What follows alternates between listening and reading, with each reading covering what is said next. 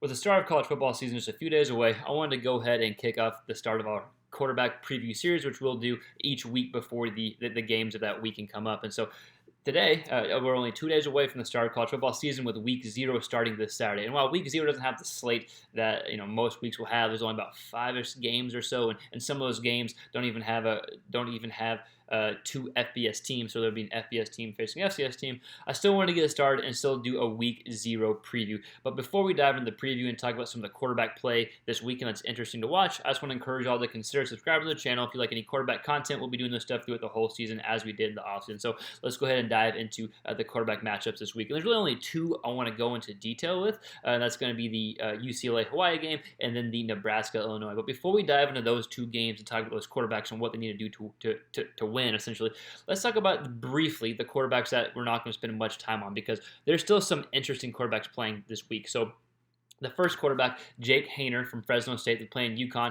He's a guy who I think could be one of the best quarterbacks in Mountain West this year. He had a good season last year, so we're looking for him to take that next step. They are playing UConn. They should win that game pretty handily. So it's not really a game I want to preview or spend too much time on, but still, Jake Hayner is a name to know. And then Nick Starkel from San Jose State, playing Southern Utah, an FCS school.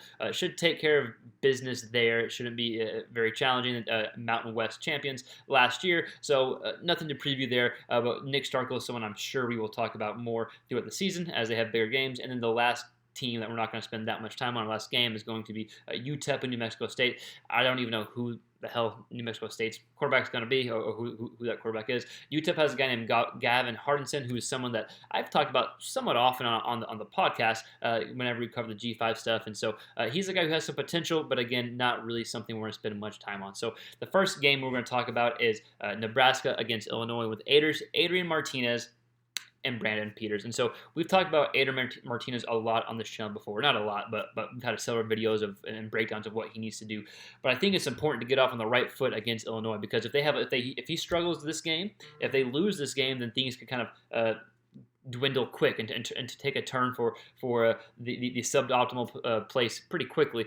So hopefully for Nebraska fans, Adrian Martinez is able to do a few things against Illinois, because I don't think he has to take the game over to win, right? And that's kind of something that has gotten him in trouble in the past, is playing that hero ball, because he's such a good athlete. If he just takes care of the ball and makes good throws, takes what the defense gives him, and can complete some passes downfield and the receivers are open, I think he should help lead Nebraska to a win and get them on the right foot, because a loss to Illinois in opening one in week one or week zero, especially with everything going on in the Nebraska program, would be just awful. So with that said, I did take Nebraska team under. I'm not suggesting to go do that. So for whatever it's worth. But I do think Martinez does have.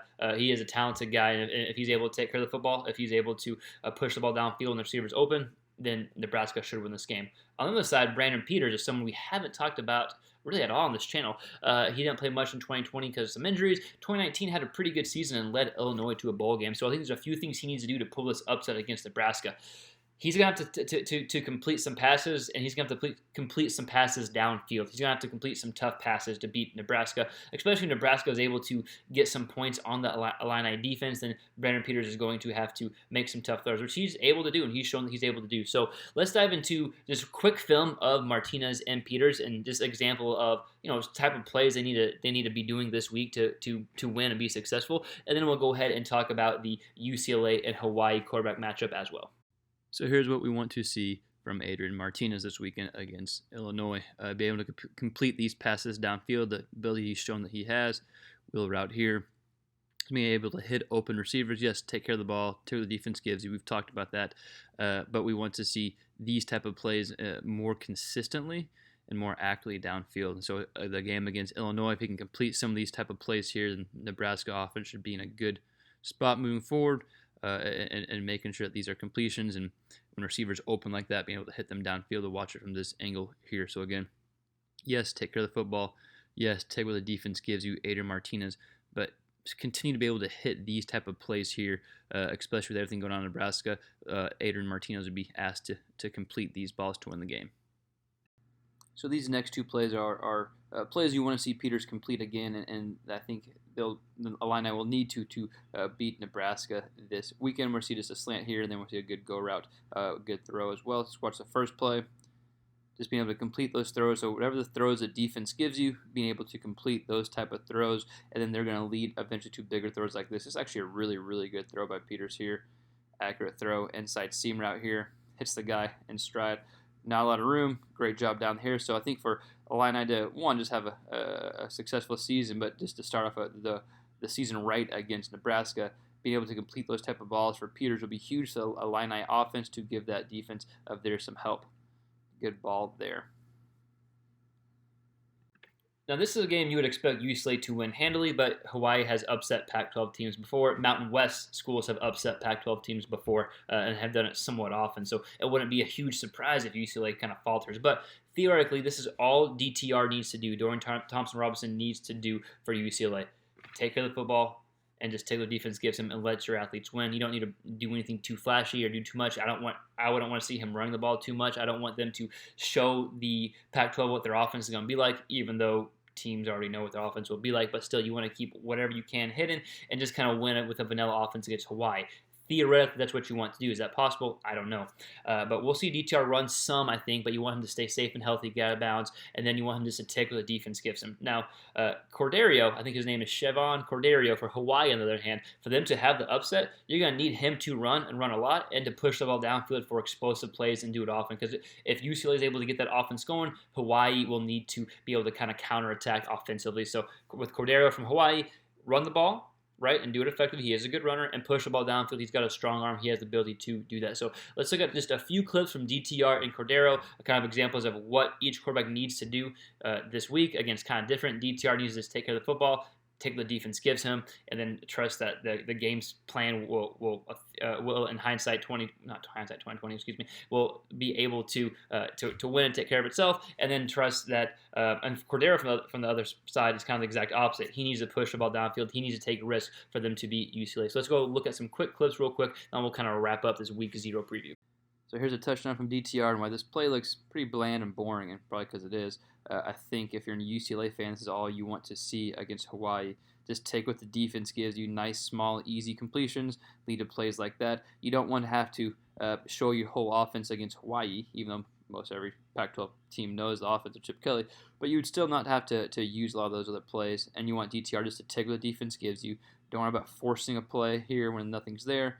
Take what the defense gives you, and you hope that's all it takes to beat Hawaii. Now, it could be completely wrong. You might need to your full offense. You never know. Hawaii's got a good offense. But, again, from UCLA standpoint, DTR standpoint, take what the defense gives you. Don't show your full hands, and then live to fight on the rest of the season.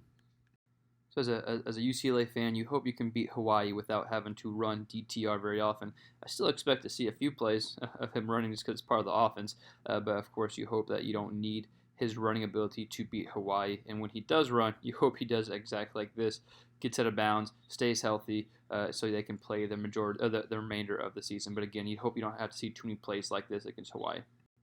So to beat UCLA, you're going to have to hit these deep plays here. So Cordero definitely has the ability to do it. We'll see the seam route here. Boom.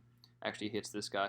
So big time ability to do that, and we're going to have to hit those plays early and often, I think, if you're Hawaii, just to keep up with UCLA's offense. I anticipate UCLA's offense kind of doing what they want to Hawaii's defense. So to keep up with it, these plays are going to have to be hit often, not just once or twice throughout the game, but at least once a quarter. Having these big time plays, I think, will be huge in keeping Hawaii in the game and keeping it close in the fourth quarter and to pull off the upset. So I think Cordero's legs could be a factor here if they want to beat UCLA when nothing is there, being able to take off and run. So again, technically taking what the defense gives you, but I think his legs is something that UCLA has to account for. And to have this upset this weekend, I think you'll see Cordero use his legs if they want to upset UCLA. He does have the ability to do it. He might not be the runner like DTR is, but he's a good runner in his own right. I think he'll have to use that to beat UCLA.